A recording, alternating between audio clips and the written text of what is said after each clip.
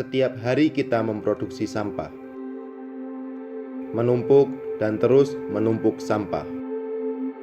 Memang, kita sudah membuang sampah pada tempatnya.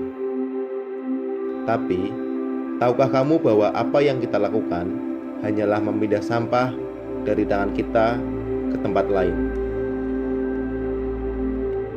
Lalu, kemana sampah itu pergi? Kota Pelajar dan Kota Wisata Yogyakarta kini berkelut dengan persoalan sampah serius dampak penutupan TPST Pinyungan.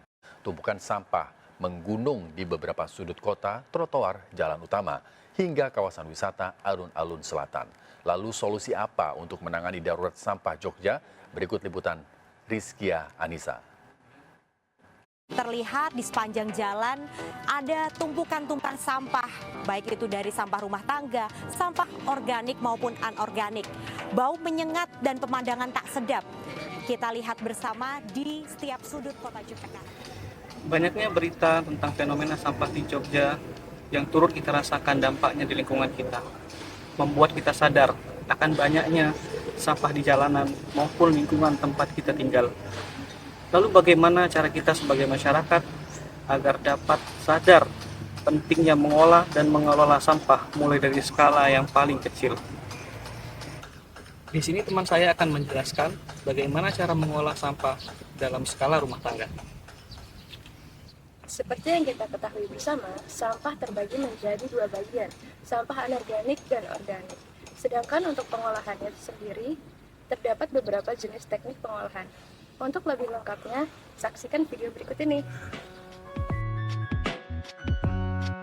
Bank sampah adalah tempat atau unit pengelolaan sampah yang bertujuan untuk mengumpulkan, mengolah, dan mengelola sampah secara terorganisir.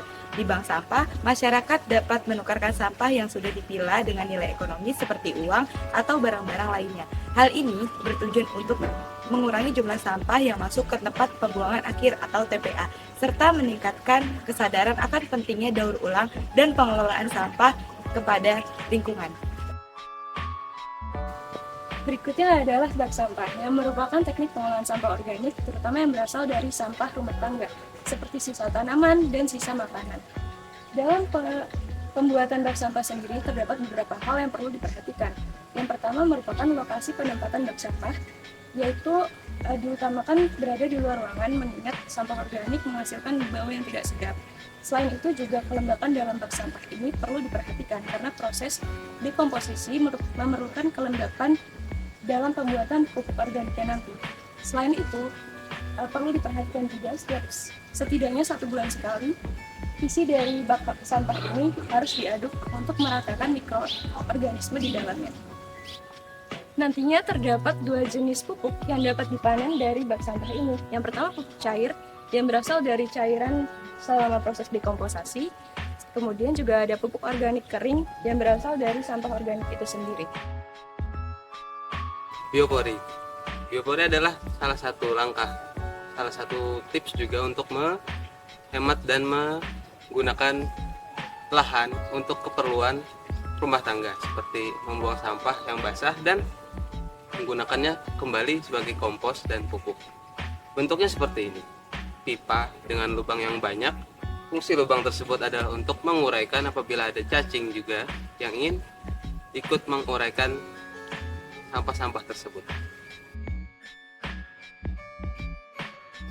Kerajinan anorganik daur ulang adalah produk kerajinan tangan yang dibuat dari bahan-bahan organik atau anorganik yang sudah tidak terpakai lagi.